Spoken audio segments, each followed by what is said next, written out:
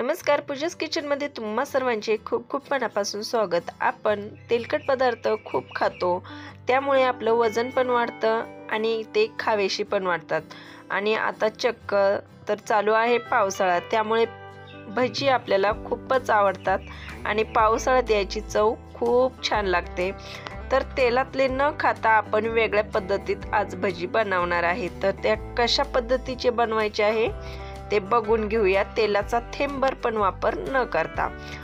मी एक मोठी वाटी बेसन टाकून घेतला आहे, त्यात हळद पावडर, हिंग, मिरची पावडर, चवीप्रमाणे मीठ आणि हातावर थोडा क्रश करून असा ओवा टाकून घ्यायचा आहे।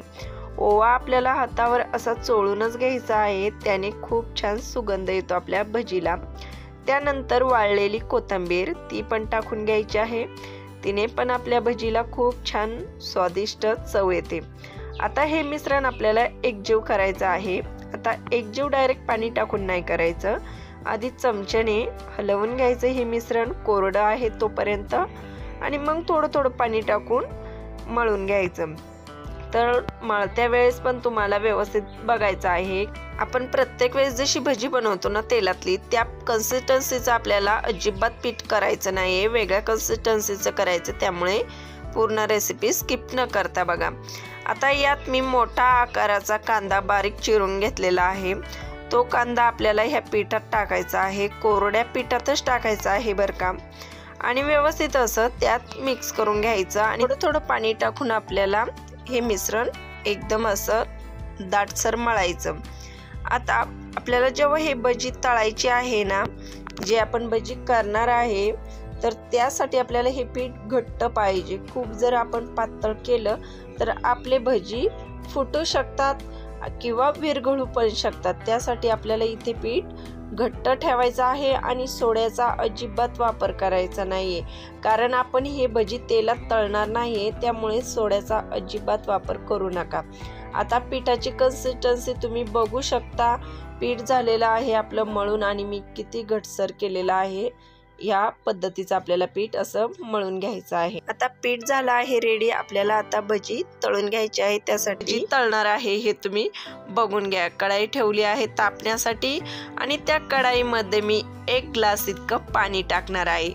आता ही भजी आपल्याला पाण्यातच तळायची आहे। हो, तुम्ही खरंच ऐकलं, आपल्याला भजी पाण्यातच करायची आहे, कारण तेल आपल्या शरीरासाठी खूप हानिकारक असतं, आणि असे पाण्यातले भजे तुम्ही जर खाल्ले तर ओळखायला पण येणार नाही तुम्ही नेमके हे पाण्यात केले की तेलात केले। जरी तेल तुमच्या घरात नसलं ना, तरी तुम्ही इझिली भजे हे करू शकता।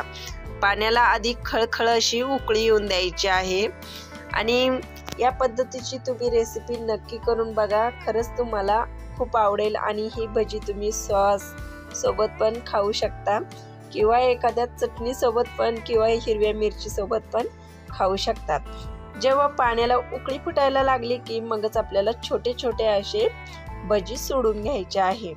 तर भजी सोडत्या वेळेस आपल्याला लक्षपूर्वक सोडायचे आहे, एकदम हलक्या हाताने एकदम असा गोळा तयार करून घ्यायचा आहे, आणि मग तो गोळा सोडून द्यायचा आहे। आपण जशी तेलात भजी काढतो ना, या पद्धतीची अजिबात काढायची नाहीये।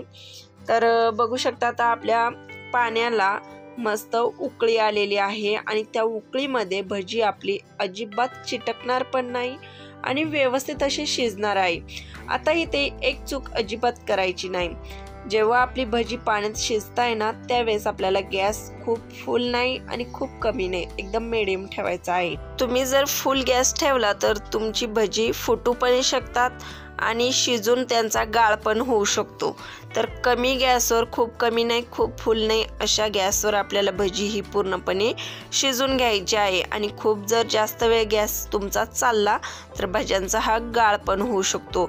तर इथे ही कृती व्यवस्थित लक्षपूर्वक घेऊन बघा, आणि मगच तुम्ही करू शकता। तर या पद्धतीची सगळी भजी सोडून झालेली आहे, आता ही भजी मी लगेच उलटणार पलटणार नाहीये, कारण जर आपण उलटायला जर गेलं तर ही भजी तुटू पण शकतात। त्यामुळे पाण्यात हे चांगले शिजून घ्यायचे आहे, कारण आपण जेव्हा पाण्याला उकळी येते तेव्हा भजी टाकले की ते असे 2 मिनिटात वरती येतात आणि त्यानंतर 2 मिनिटानंतर आपल्याला झाऱ्याच्या साहाय्याने आपल्याला मस्त हलवून घ्यायचे आहे। तर तुम्ही बघू शकता मस्त अशी उकळी येत आहे। अशा उकळीमध्ये आपले भजी वर खाली होऊन मस्त ऑटोमॅटिक त्यांची ते शिजत आहे। तर अशी ही भजी मी 2 ते 3 मिनिट शिजून घेतली आहे। त्यानंतर हलक्या हाताने आपल्याला झाऱ्याच्या साहाय्याने भजी ही काढून घ्यायची आहे। तर ही कच्ची पण ठेवायची नाहीये आणि खूप जास्त पण शिजून द्यायची नाहीये। तर ही भजी करत्या वेळेस एकदम सोपी आहे। तेलाचा वापर कमी होतो, तेल पण वाचतं, पण ही भजी शिजताना थोडं अवघड जातं, कारण की लवकर आपल्या लक्षात येत नाही भजी कुठं शिजली कुठे कच्ची आहे। तर तुम्ही बघू शकता अशी आपली भजी तयार झालेली आहे। कोणीच म्हणणार नाही ही भजी नेमकं तेलातली आहे की पाण्यातली आहे।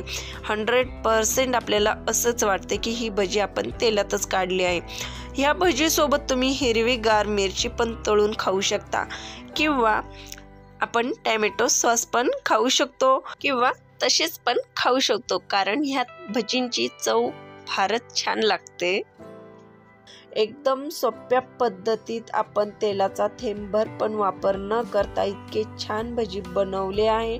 अशी रेसिपी तुम्ही पण आवर्जून नक्की करा। ही रेसिपी तुम्हाला थोडी जरी आवडली असेल तर नक्की लाईक करा। पूजास किचनवर नवीन असाल तर सबस्क्राईब करा, कारण असेच रोज नवीन व्हिडिओ आपण आपल्या चॅनलवर टाकत असतो। आणि हा व्हिडिओ तुम्ही शेवटपर्यंत बघितल्याबद्दल थँक्यू सो मच।